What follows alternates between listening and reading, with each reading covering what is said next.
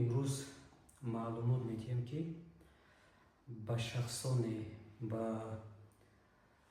бачаҳои ҷавоне, ки аз Тоҷикистон берун ҳастанд, дар дигар мамлакатҳо ҳастанд, бо онҳо мехоҳем маълумот бидиҳем, ки касе аз онҳо мехоҳад тарбияи дарсҳои мануалӣ гирад, тарбияи дарсҳои устухондармонӣ гирад ва тавбати истомра гирад, метавонад бо мо тамос гирад ва ба мо муроҷиат кунад. Мо метавонем шогирд гирем ва шогирдонро тайёр карда ба дигар мамлакатҳо равон карда ва дар он ҷо кору фаъолият кунанд. Ва агар шахсоне, ки аз дигар мамлакатҳо бошанд, тоҷикҳо бошанд, метавонанд биёянд, мо ба онҳо меомӯзонем, дар Тоҷикистон онҳоро тайёр мекунем, фаъол мекунем ва дар минтақае ки шумо зиндагӣ мекунед, яке аз табибони беҳтарини ҳамон ҷо мешавед. Ва ба шумо мо ҳамихел меомӯзонем, ки шумо ба дараҷаи олӣ, ба дараҷаи баланд тавбати истомраро мекунед, ки аз соли 2015 мо методикаи худамонро ба роҳ мондаем ва бо ин роҳ мо таҷриба кардем, дидем, ки яке аз методикаи беҳтарин аст. ва кадом касале ки томография мекунад, беморе ки томография мекунад, томографияро мо мебинем, то ба чанда бошад, онро бо тавбат мекунем, 100% ва яке аз шифо меёбад. касе ки дар дигар мамлакатҳо ҳастанд, Узбекистон, Қирғизистон, Қазоқистон, Туркманистон, тарафҳои Россия, Америка, тарафҳои Европа, тарафҳои Саудовския Аравия, Хитой, дар куҷое набошем, метавонем муроҷиат кунем, мо ба шумо меомӯзонем ва ба дараҷае меомӯзонем, ки шумо яке аз беҳтарин табибони минтақаи худатон мешавед.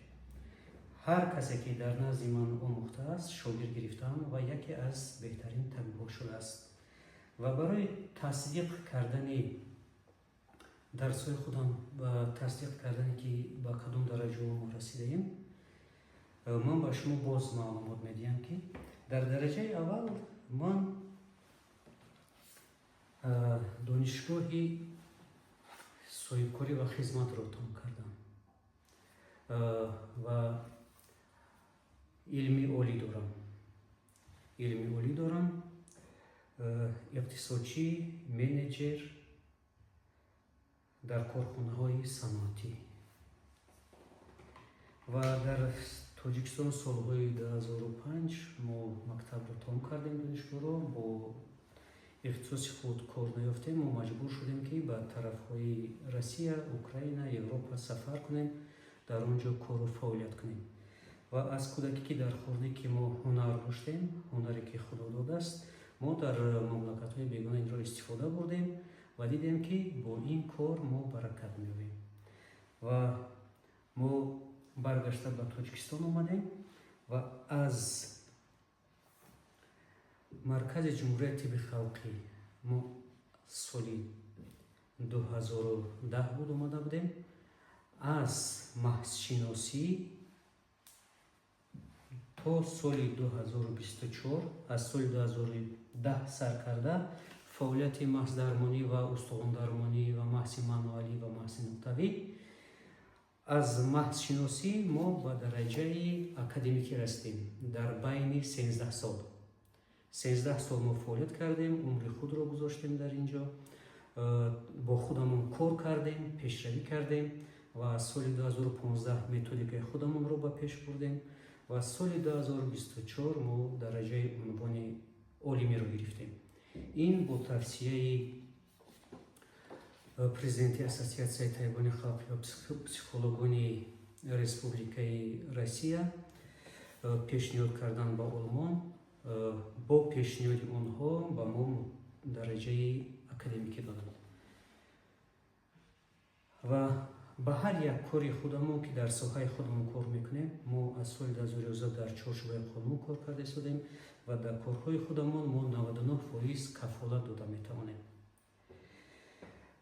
ва дар мамлакати Россия мо чандин унвонҳои гаро гирифтем ва дар Тоҷикистони худамон ҳамон дар Тоҷикистон дар 30 солагии тиб عنوان گرفتیم، در ازبکستان هم عنوان گرفتیم که ما را قدردانی کردن، ما هم در آنجا یاردم کردیم و در چندین معرکه و در چندین سمینارها ما اشتراک کردیم و در چندین سمینارهای مسکو اشتراک کردیم و در شهر مسکو با ما همچون سالی 2015 از اکادمی بین المللی اتستاسیونی کمیتت با ما همچون نشون دادیم که ما متخصص هستیم، هنر خود نشون دادیم، با ما همچون دیپلمی تصدیق کننده که در ساحه خود ما پروفسیونال هستیم، پروفسور هستیم. پروفسیونال استیپن دکتر مانوال تراپی در سال 2015 بود و در سال 2022 ما در شهر مسکو در بین طیبان خلقی، یکی از طیبان خلقی جمهوری تاجیکستان، ما عنوان طبیب خلقی جمهوری روسیه فدراسیون رو دادن با ما. همچون با ما پیشنهاد کردن دکتر نارودنای مدیسینی روسیه فدراسیون و در سال 2024 ما با شما هم نشان دادیم که از درجه که ما کار و فعالیت میکردیم، کارهای خود رو پیش میبردیم، نگرد یک مدال گیپوکرات، یعنی انسان دکتری که در کار خود صادق است، راستگو است و صادق کار میکند، عنوان گیپوکرات رو هم با ما رساندند، گرفتیم و شما میدید چندین عنوانهای دیگر با ما پیشنهاد کردند و با این دیپلم ها و این عنوان ها درجه را نشون میدن که همین شخص پروفسوری کاری خود است، یعنی عالم کاری خود است و در حقیقت ما با شما نشون دادیم که ما را پیشنهاد کردن، یعنی به درجه اکادمیک، یعنی عنوان عالمی. یکمین طبیب خلقی که از مهشناسی تا درجه عالمی اکادمیکی رسیده است، استاد بختیار شاقف. ما خرسندیم که من تاجیکم، من آریایی هستم و پیشنهاد میکنم که تاجیکانی که در مملکت‌های بیگانه زندگی میکنن، اگر خواهند که همین هنر رو آموزند و صاحب همین هنر شوند، مرحمت مراجعت کنید. من با شما به درجه شاگرد میگیرم و به درجه شما رو درس میدم، به درجه نشان میدم کارو که شما یکی از بهترین طبیبان منطقه خودتون میشوید و 100% شخصی که به شما مراجعت میکند و شفای خود رو مییابد و شما نه تنها به این درجه که من رسیدم، درجه من رسید که از مهشناسی تا درجه عالمی شما هم میرسید. به درجه من یاد میدهم که شما به عالم میشوید، شما پیشرفت میشوید. مرحمت بیایید بیاموزید، اگر کسی خواهد رفته در دیگر مملکت ها نام تاجیک را بالا بردارید. متدیکی که از سال 2015 من به پیش موندم در یگان مملکت نیست و این متدیک رو هر کس کردن نمیتواند. اصلا گردن رو من متدیکی موندم که یگان نفر بازی با این متدیک کار کردن نمیتواند. من شما رو با این درجه میرسونم. اگر کسی راضی باشد به شما کفالت دادم میتوانم که در تاجیکستان شما رو بیاموزونم، در تاجیکستان میآیید شما رو من به درجه عالی میرسونم و رفته در کدام منطقه شما کار میکنید یکی از بهترین طبیب ها میشوید، یکی از بهترین دکترهای استعمار میشوید و گفتنم خطا هم نمیکنم که ممکن که شما اگر کار یاد گیرید یکی از میلیونرها میشوید. یعنی این هنر، این علمی که من دارم شما رو نه تنها به درجه عالی میرساند بلکه زندگی پست شما رو خیلی بالا میبرد. به درجه ممکن که شما به درجه میلیونر هم شوید. اگر کسی که خواهش داشته باشد ما رقم ها رو در تگی رولیک میمونیم. مرحمت مراجعت کنید.